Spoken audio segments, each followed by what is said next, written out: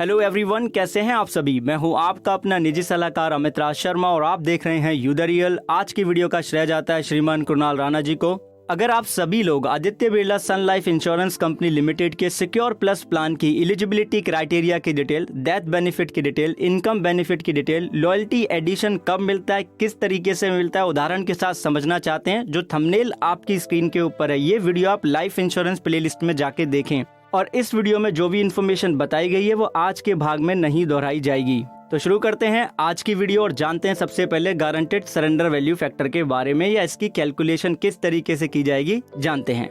इसमें एक छोटा सा टर्म है, अगर आपने 2 साल लगातार शुरुआत के पहले जो 2 साल है प्रीमियम नहीं पे किया है तो आपको कोई सरेंडर वैल्यू नहीं मिलेगी। तो कम से कम 2 साल प्रीमियम पे करना जरूरी है, तभी पॉलिसी में आपको सरेंडर वैल्यू मिलेगी। कैलकुलेशन को समझना है, उदाहरण ले लेते हैं। मान लेते हैं श्रीमान के है जिनकी आयु 29 साल की है, वो शॉर्ट टर्म के लिए प्लान ले रहे हैं। 6 साल का पॉलिसी टर्म, 6 साल का प्रीमियम पेमेंट टर्म, 6 साल का इनकम बेनिफिट पीरियड और सालाना बेसिक प्रीमियम 65,000 रुपए का पे कर रहे हैं। तो ऐसे में जो सम अशोर्ड होगा वो एनुअलाइज्ड जो बेसिक प्रीमियम है सालाना, उसमें गुणा कर देंगे हम सम अशोर्ड फैक्टर का, जो कि 13.1 है।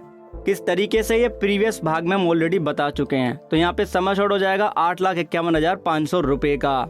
और जो इनकम बेनिफिट रेट है वो 87.50% का होगा। लॉयल्टी एडिशन का जो रेट है वो 50% का होगा, और इसके बारे में भी पहले भाग में बता दिया है। अब हम मान लेते हैं कि श्रीमान के को कोई इमरजेंसी आ गई है, 3 साल प्रीमियम पे कर चुके हैं, अब वो यहाँ पे पॉलिसी को सरेंडर करना चाहते हैं। तो हमें क्या जानना होगा यहाँ पे, surrender value factor. Surrender value factor का गुणा किस पे किया जाएगा, टोटल पेड प्रीमियम पे। 6 साल का हमारा पॉलिसी टर्म है, 3 साल प्रीमियम पे कर लिया है, तो 35% हमारा यहाँ पे होगा गारंटेड सरेंडर वैल्यू फैक्टर। अब बहुत से लोग पूछते हैं कि हमने 1 साल प्रीमियम पे किया तो क्या होगा। 1 साल अगर आप प्रीमियम पे करते हैं तो कोई भी सरेंडर वैल्यू फैक्टर यहाँ पे नहीं है। इसका मतलब कोई भी सरेंडर वैल्यू नहीं मिलती है, निल हो जाएगा।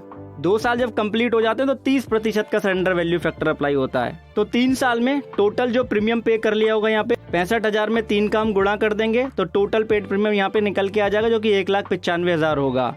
और इस पे जो हमारा गारंटेड सरेंडर वैल्यू फैक्टर है 35% का, उसका हम इसमें मल्टीप्लाई कर देंगे, मतलब कि 1,95,000 का हम यहाँ पे 35% निकाल लेंगे। तो श्रीमान के को जो सरेंडर वैल्यू मिल जाएगी वो होगी 68,250 रुपए।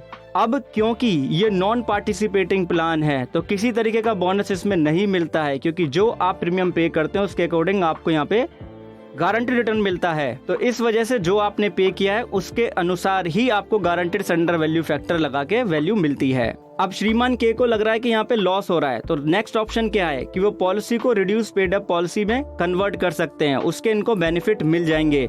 टर्म इसमें भी सिंपल है कि 2 साल प्रीमियम पे करना अनिवार्य है, उसके बाद ही policy reduce paid up policy में कन्वर्ट हो पाएगी।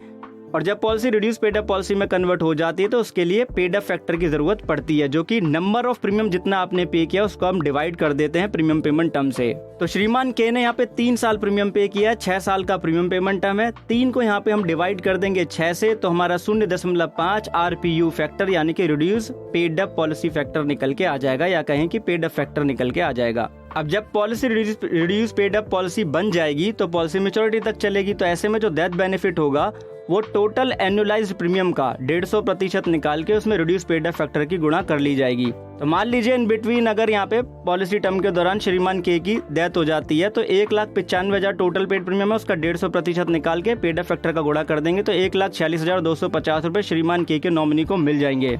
और यहाँ पे जो इनकम बेनिफिट होगा वो भी reduce paid up income benefit हो जाएगा, और लॉयल्टी एडिशन 0 रहेगा। क्यों 0 रहेगा, क्योंकि लॉयल्टी एडिशन जब भी मिलता है जब आप सारी प्रीमियम पे करते हैं। और इनकम बेनिफिट रेट हमारे यहाँ पे 87.50% का, इनकम बेनिफिट पीरियड हमारे यहाँ पे 6 साल का है। तो यहाँ पे जो reduce paid up income benefit होगा वो होगा हमारा सालाना प्रीमियम, यानी कि 65,000 का 87.50% निकाल के उसमें हम 0.5 मतलब कि पेड अप फैक्टर की गुणा कर देंगे तो 28,437 रुपए 50 पैसे का अमाउंट होगा।